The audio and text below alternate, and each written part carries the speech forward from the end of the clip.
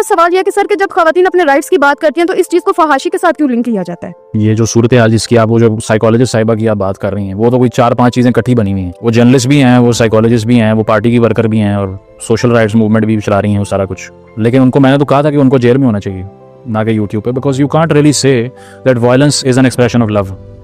इस तरह तो फिर कोई उनको मिलेगा तो आगे पहले रख के चपेट मारे और कहे आई लव यू, अब कैसा लगा?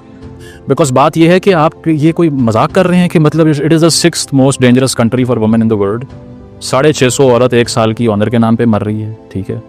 2nd worst country in the world in terms of gender gap. अभी फर्स्ट पे आ गया था, फिर 2nd पे हो गया, तो हम टॉप 3 में खेलते रहते हैं माशाल्लाह। उसके बावजूद वहाँ पे एक ऐसे लोग भी हैं जो ये कह रहे हैं किधर हो रहा है हमें दिखाओ, या पूछ रहे हैं कि मैंने तो कभी नहीं देखा, तो आपने कभी चाइना देखा है? वो भी नहीं है इसका मतलब है, या जो चीज़ आपकी नज़र से नहीं गुजरी उसकी एग्जिस्टेंस को ही चैलेंज कर देना आपने।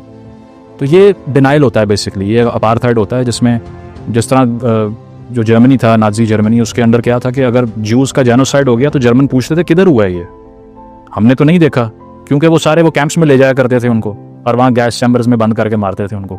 तो ये डिनाइल जो होता है ना, ये अपार्थाइड की पहली निशानी होती है। आजकल इजराइलीज क्या कह रहे हैं, कौन सा जेनोसाइड, कहाँ हो रहा है? हमने तो नहीं किया, वो हमारा तो राइट टू एग्जिस्ट हम प्रोटेक्ट कर रहे हैं, उन्होंने पहले हम पे हमला किया हमास ने। ये डिनाइल होता है ना, क्योंकि अगर जो परपेट्रेटर है वो विक्टिम की सफरिंग को रिकॉग्नाइज कर लेगा तो फिर तो उसकी मॉरल अथॉरिटी खत्म हो गई।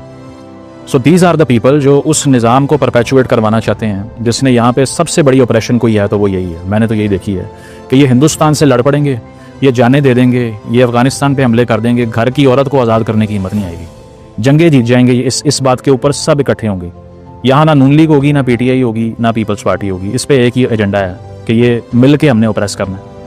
PTI के दौर में डोमेस्टिक वायलेंस का बिल आया तो जान निकल गई इनकी, ये कैसे हो सकता है कि हमारे स्लेव जो है हम उनको मार नहीं सकते। अब उन्होंने बैठ के पूरे रंग बताए कि अगर थप्पड़ मारने से काला निशान पड़ेगा तो इतनी सज़ा होनी चाहिए, वरना ब्लू वाले पे नहीं होनी चाहिए।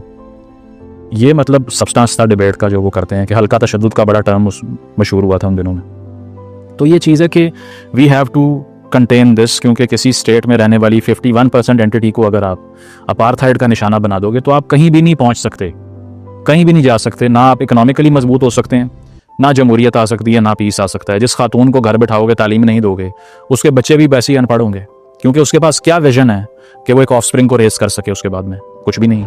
इन्फेंट मोर्टालिटी रेट का इतना इशू है, फोर्स मैरिजेस की आपने बात की, उसका इशू है। तो ये वो लोग हैं जिन पे दिन रात क्रिटिसिज्म करना अपना फ़र्ज समझें आप लोग, क्योंकि ये तो सोसाइटी को डिस्ट्रॉय करने निकले हुए हैं।